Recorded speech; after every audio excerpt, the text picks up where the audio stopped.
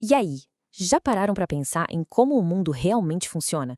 Sabe, da notícia que aparece no feed ao celular que está na mão, tudo, absolutamente tudo está conectado por uma máquina gigantesca e super complexa, a economia global. Hoje a gente vai tipo abrir o capô dessa máquina e dar uma espiada para ver como essas engrenagens todas giram. Para a gente começar, aqui tá uma pergunta bem simples. A jornada de qualquer coisinha do nosso dia a dia, sei lá, o celular, o café, é na verdade uma viagem pelo mundo. E essa viagem, olha só, conta a história de como a nossa economia foi se conectando, se especializando até virar essa rede global que a gente conhece hoje.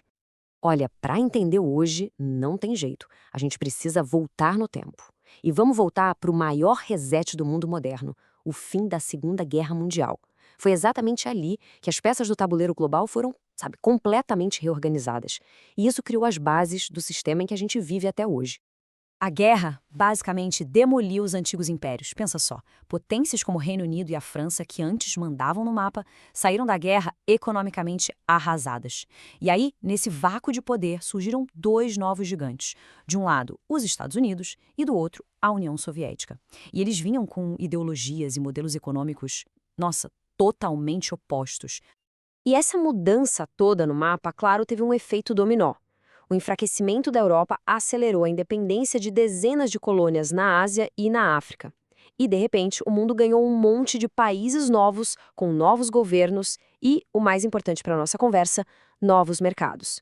Mercados prontinhos para serem integrados a um dos dois sistemas que estavam disputando o poder, o capitalista ou o socialista. Com o passar do tempo, e principalmente depois do fim da União Soviética, um modelo econômico acabou virando padrão global. Mas, ele não surgiu do nada, não. Foi um sistema construído, sabe, com base em ideias, instituições e regras bem específicas. Foram essas regras que definiram como o jogo da economia mundial seria jogado dali para frente.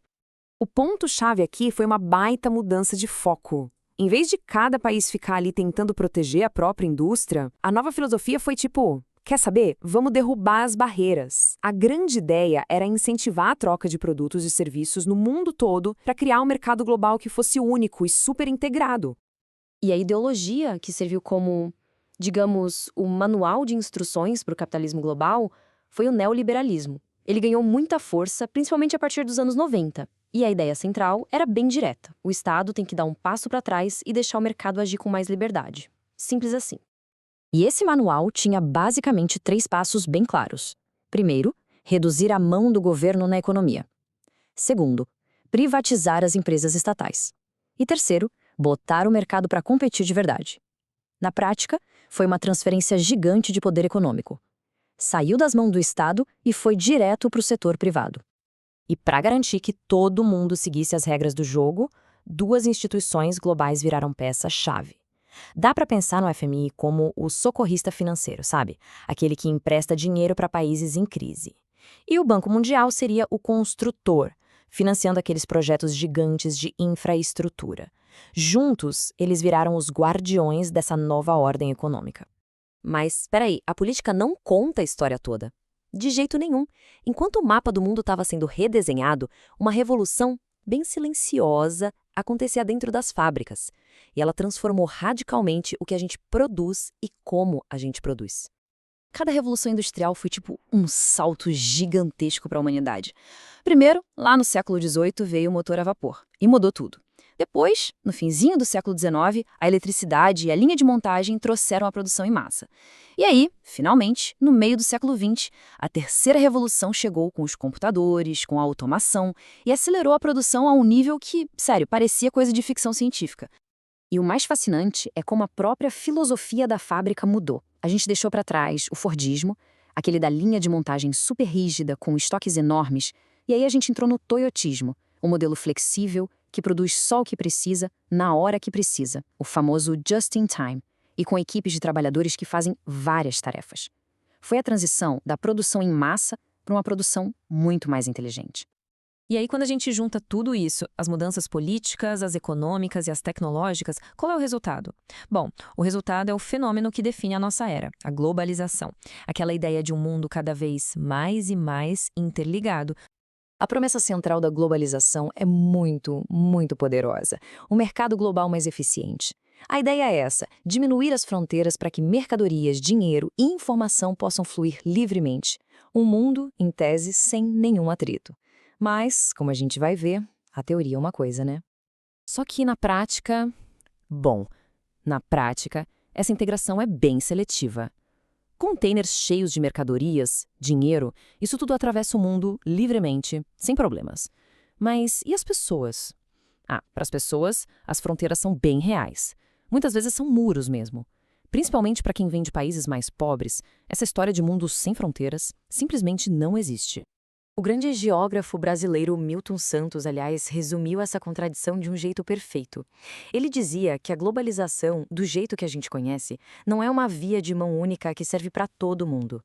Para alguns, ela traz oportunidades, sim, mas para outros, ela acaba só aprofundando as desigualdades que já existiam. Então, beleza, qual é a cara desse sistema todo hoje em dia? Como é que esse mundo, que é super conectado e ao mesmo tempo desigual, se organiza na prática? Basicamente, a gente pode pensar em times de países e em papéis que são bem definidos nesse cenário global. Uma forma principal de organização são os blocos econômicos. Eles funcionam quase como uma escada de integração. Começa lá no degrau mais baixo, com umas reduções de tarifas aqui e ali.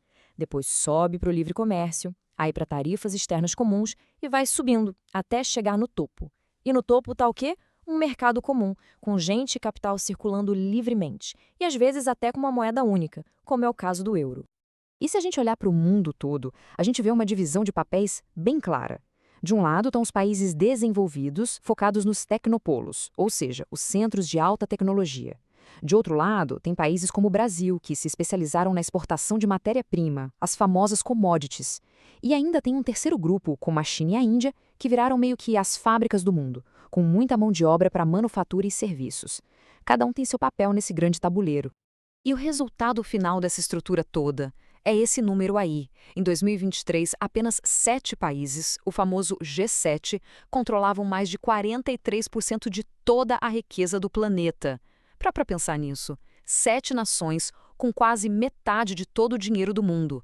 É a imagem mais clara possível da concentração de capital que esse sistema gera. Então, no fim das contas, a arquitetura da nossa economia moderna é uma máquina de uma eficiência incrível, que gera muita riqueza e conecta o mundo. Mas ela também deixa uma pergunta no ar. Será que é uma conexão justa? Ou é uma máquina de desigualdade?